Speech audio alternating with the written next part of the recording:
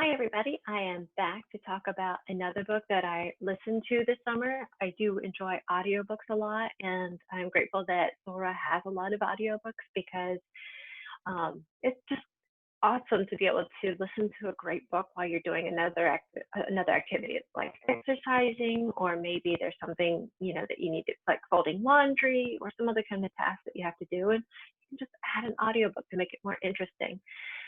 I also just love the narrators oftentimes, and I really love the narrator who read Other Words for Home um, by Jasmine Warka.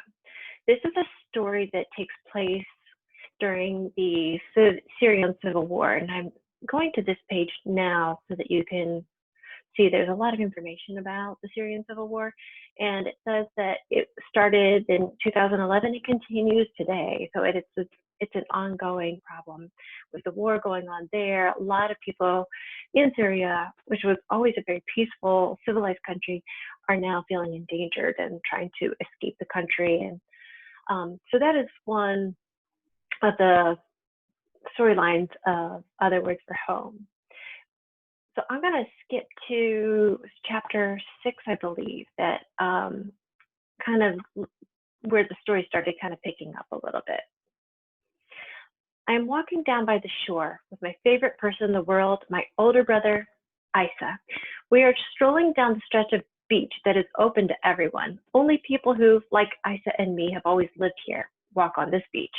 Only people who don't have piles and piles of money walk on this beach.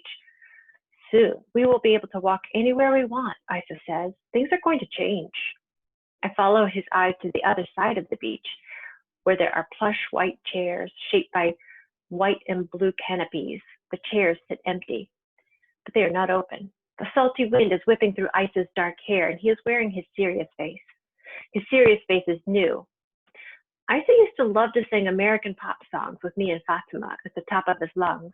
He knew every word of Madonna, Whitney Houston, Mariah Carey. Now he knows other words like revolution, democracy, and change, change, change. He's always talking about change. My feet sink into the sand, and I realize I do not want things to change. I want things to go back to the way they were, which I guess is another sort of changing, but it is not what Isa is talking about. The sky is melting overhead. The sun, like my feet, is sinking lower and lower, swirls of yellow and dusty pinks. Are you coming to dinner? It feels strange to ask my brother this question. His presence at Gada used to be as certain as the sunset, but now that has also changed. Isa's face switches again from serious to sorry, and I know he isn't coming. I'm meeting Saeed and Yasmin, he says, and Baba would tell you that my brother and his friends are plotting revolution. Our Baba is furious that Isa goes to these meetings. He calls them treasonous, and Isa says that it is our president, Bashar al-Assad, who is treasonous, who is oppressing his own people. Isa shouts at Baba about free elections and real democracy and unlawful use of force. And Baba shouts about stability and safety and then stability again. You should come with me, Isa says, bringing me out of my memory and back to the beach. He knows that I can't.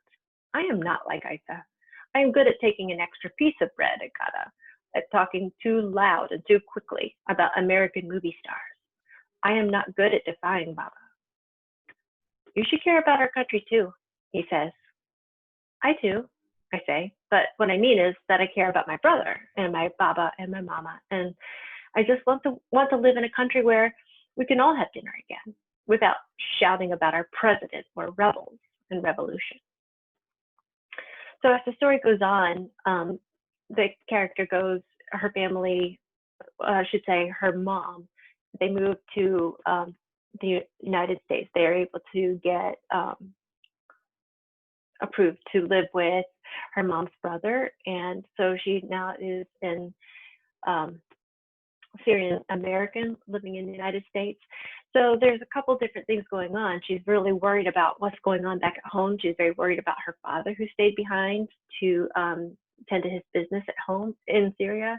She's worried about her brother Isa, who is still a student, and he's there to fight the good fight. He's not going to give up. He wants to bring about this change, which is, still coming about. Um, but also about her experience in America as a non-English speaking young girl.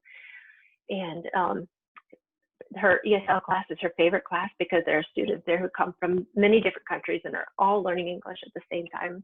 And I think they're all very understanding of the frustrations that each of them have, but also just the way that she's treated by Americans as an immigrant during this time too.